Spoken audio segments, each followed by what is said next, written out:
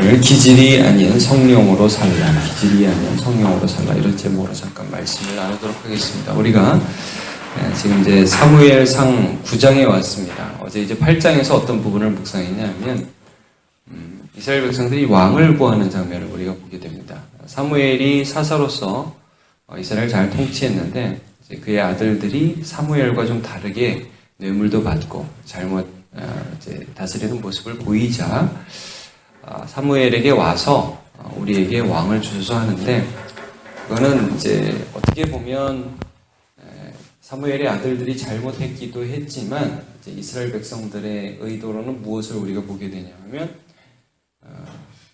보이지 않는 하나님, 그리고 언제 누구를 사사로 세울지 백성들의 입장에서는 늘 불안하거든요. 보이지가 않으니까.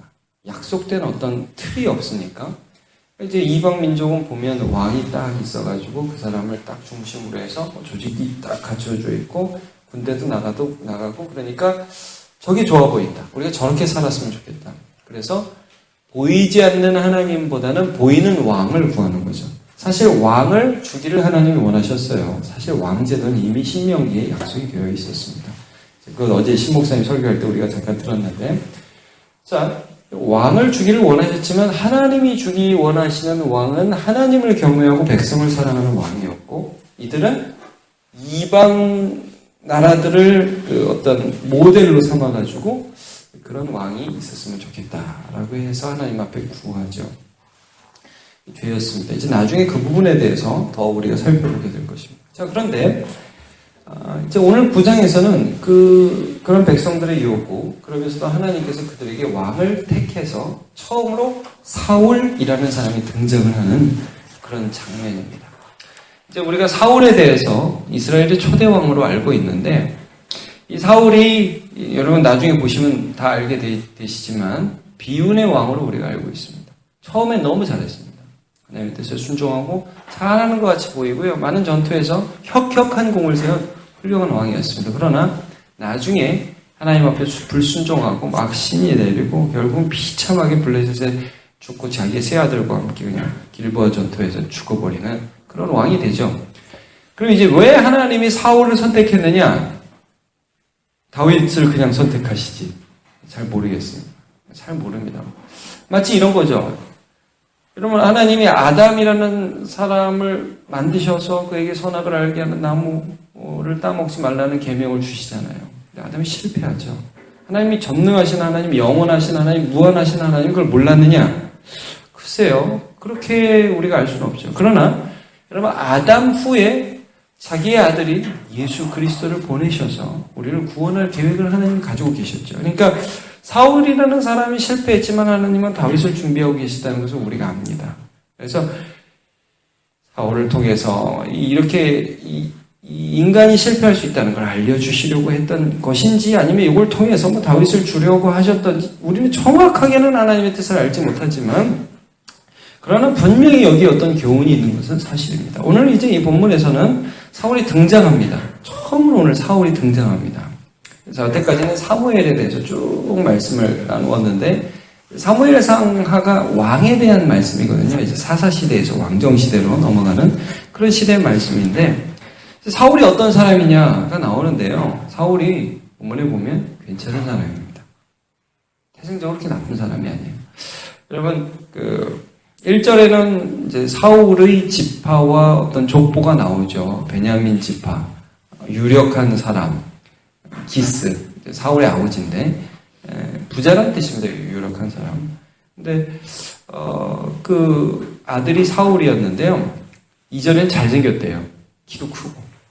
근데 게다가 겸손하기까지 하고요. 아버지 말씀을 잘 듣습니다. 여러분 3절부터 보시면요. 아버지가 암나귀들을 잃습니다.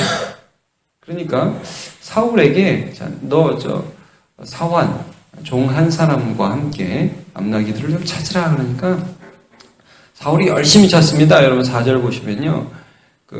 여기저기 옮겨다니면서 에브라임에서 살리사 땅으로, 그 다음에 여기서도 안 되니까 사알림 땅으로, 그러니까 아버지 말씀에 얼마나 충성스럽게 순종했는지를 여기 볼 수가 있습니다. 마치 요셉과 다윗이 그랬던 것처럼, 요셉이 형 찾으러 가서 그 도시락 전해주라고 그 순종하다가 형한테 잡혀가지고 이집트에 팔려가잖아요. 다윗도 아버지 말씀에 순종해서 뭐 목동으로서 양들을 쳤고 또 형들 전쟁에 갔을 때 도시락 배달하다가 골리앗 죽이잖아요. 나중에 우리가 이제 그것도 보게 되겠지만 뭐 사울이 이렇게 아버지 말씀에 순종합니다. 자, 그리고 아버지가 이제 오히려 우리를 염려할까 두려워한다. 우리 빨리 가자. 5절에 그런 말씀이 있고요.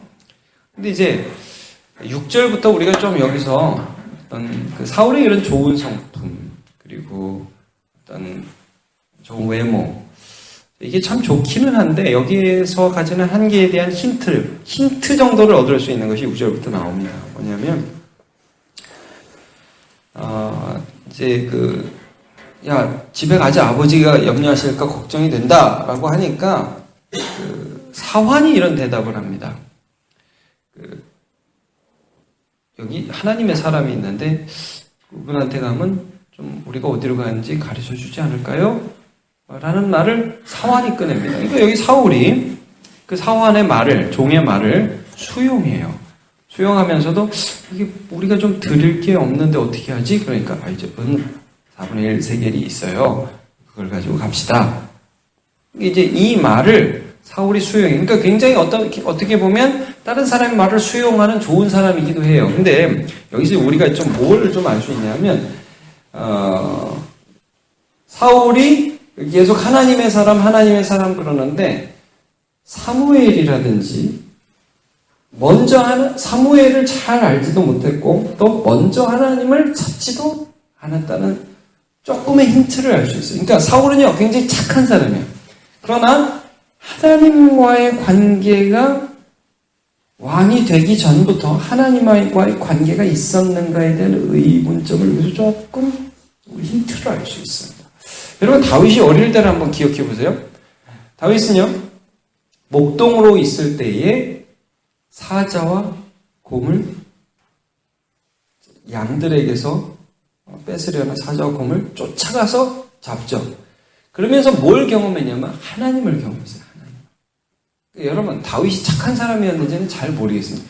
사울은 착한 사람이었어요. 다윗은 착한 사람이었는데 잘 모르겠어요. 다윗은 좀 성질도 있었던 것 같아요. 제가 이렇게 어릴 때 다윗을 보면. 여러분 요셉이 착한 사람이었을까요? 모르겠어요. 요셉도 좀 성질이 있고 왜냐면 형들이 잘못하면 아버지한테 가서 일렀거든요. 그 좀 직선적인 사람이었던 것 같아요. 요셉도. 경상도가 아닌가 좀 그런 생각이 좀 듭니다. 하여튼 굉장히 독특한 사람이었던 것 같아요. 다윗도요. 이게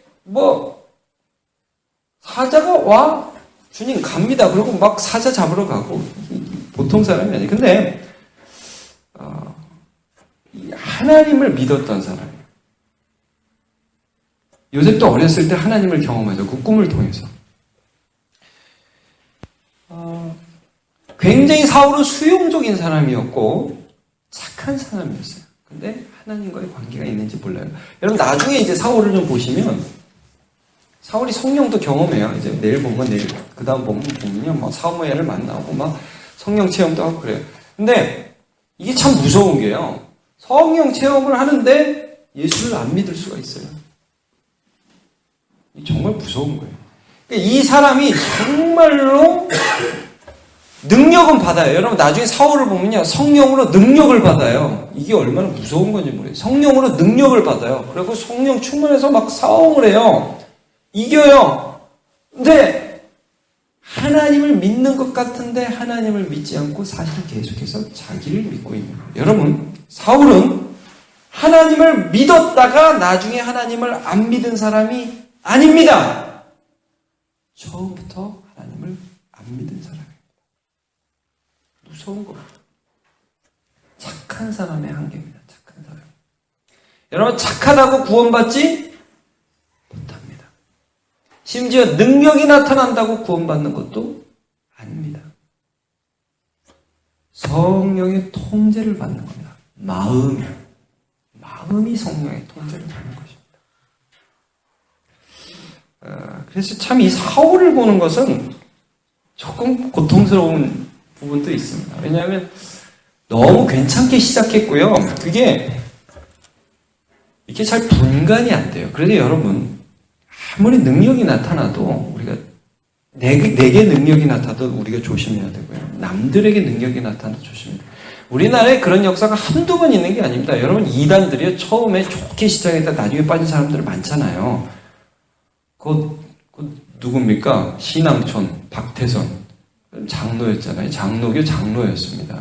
나중에 자기가 무슨 감남나무 비둘기 성령 이렇게 돼가지고 완전히 타락했잖아요.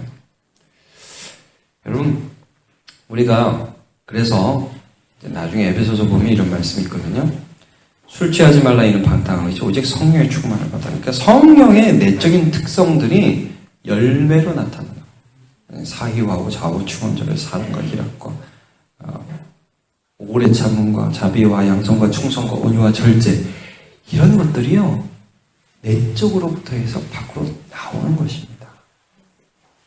너희가 육신대로 살면, 여러분 이거는요 무서운 거예요. 육신대로 살면 어떤 거냐면, 심지어 착한 성품대로 살아도 이게 뭐가 문제가 되냐면요, 왕이 아닐 때는 이게 너무 좋아요. 여러분, 사울이 왕이 아닐 때는 이 착한 성품이 참 좋은 거예요. 근데 왕이 되면요, 이 안에 있는 죄악이 확 나와요. 미워요. 쟤가 나보다 더 착해? 밉다. 무섭게 나타납니다. 나중에 다윗을 죽이려고 그러잖아요. 그래서 여러분, 착하게 살지 마시고 성령 충만하게 사셔야 됩니다. 착하게 살지 말라는 얘기는 아닌데, 그 착함도, 내 착함은 한계라는 거예요. 내 성격이 착한 거 있죠. 내 기질이 착한 거 있죠. 그거는 무너질 거예요. 그건 어떤 상황이 되면 무너져요. 성령의 지도하심을 받으시길 기도합니다. 너희가 육신대로 살면 반드시 죽을 것이로되 성령으로서 자기 육신을 죽이면 살리라. 이 말씀대로 살아서 하나님의 성령의 붙들림을 받은 사람으로 살아갈 저와 여러분 되시길 축복합니다. 기도하겠습니다. 하나님 감사합니다. 오늘 우리가 내 탁월한 기질로 살아가는 자가 아니라 성령으로 살아가야 할 자임을 보게 됩니다. 사울의 시작이 꽤 좋게 보이고 또 그가 얼마나 순종하는 아들이었는지 잘생겼고 또 남들의 의견도 수용할 줄 아는 괜찮은 사람으로 시작하는 것을 보게 됩니다. 그러나 우리는 그의 결말을 압니다. 그의 한계를 알게 됩니다. 그가 왕이 되었을 때 그의 착함은 시기심으로 변질되기 시작하였고 욕심으로 변질되기 시작하였고 그의 인생을 처참한 타락으로 이끌어내리는 비참한 한계 있는 성품임을 보게 됩니다. 하나님, 우리가 이 세상 살아가면서 내 성품, 내 기질을 의지하지 않고 성령을 의지하여 내 속에서 일하시는 성령 따라 살아갈 수 있도록 은혜 내려 주시옵소서. 우리의 마음에 주님 말씀하시고 우리의 마음을 인도하여 주시며 내 마음 가운데서 내가 할 수 없는 것을 이루시며 성령님 이끌어 주옵소서. 사울은 주께 기도할 때 주님, 내가 너무 배불러서 하나님이 없다고 그렇게 하지 말게 하시고 또 내가 없어서 도둑질하지도 말게 하옵소서 라고 주께 기도하였는데 시험에 들지 않게 깨어 기도를 하시는 주의 말씀을 따라 성령의 인도하심을 바라옵나이다.